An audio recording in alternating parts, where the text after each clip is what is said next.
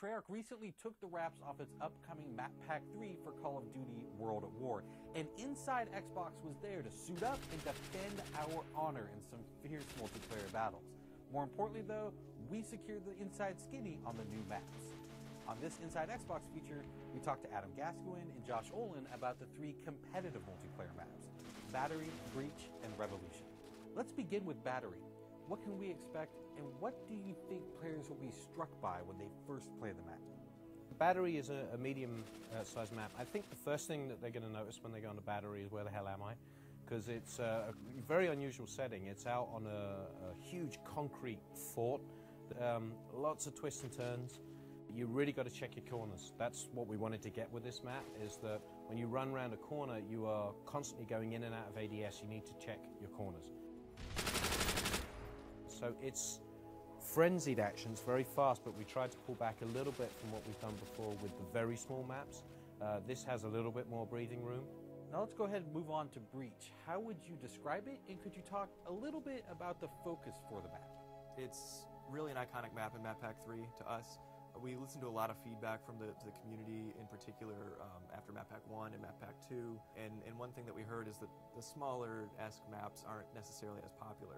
So with Breach, it's a pretty good example of how we sort of threw the gloves off. It's a very large infantry-based map. So where are we here? What city are we in? You're going to notice that it takes place in Berlin, and there's another level that shipped with the game called Dome that takes place in the Reichstag. So you'll actually, in Breach, you'll see that in the background. Besides Team Deathmatch, what game modes do you think players will gravitate toward? It works really well in War. There's some epic battles through it because I think it offers things for all types of gameplay, whether you're medium distance, long engagement distance, really important, something we've really tried to hit on this map pack. And in particular, Breach plays well for defending objectives because you have so many different options about the way you can play. You don't have to all pile onto the objective to defend it. You can actually pull back to the middle distance to defend that objective, which makes it a much more tactical game for CTF, for War, for Domination.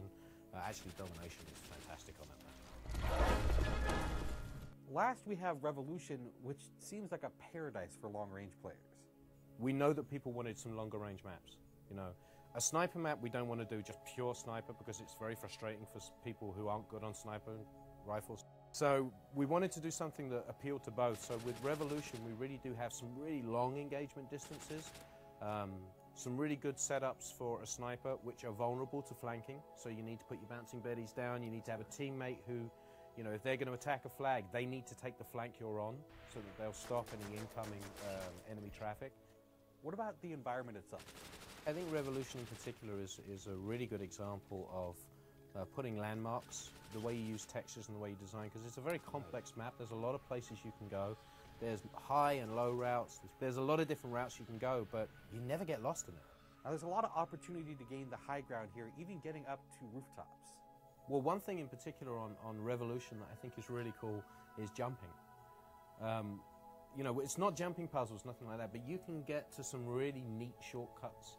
A lot of people, they take a lot of joy in seeing where they can jump to, seeing where they can get to give themselves that edge. Yeah. And so we almost embrace that with Revolution. Thanks to Adam and Josh for taking the time to talk with us. Missing Nazi Zombies? Don't worry. We're covering Map Pack 3's The Reese, Treyarch's latest Nazi Zombies evolution, in its own feature video. Thanks for watching Inside Xbox.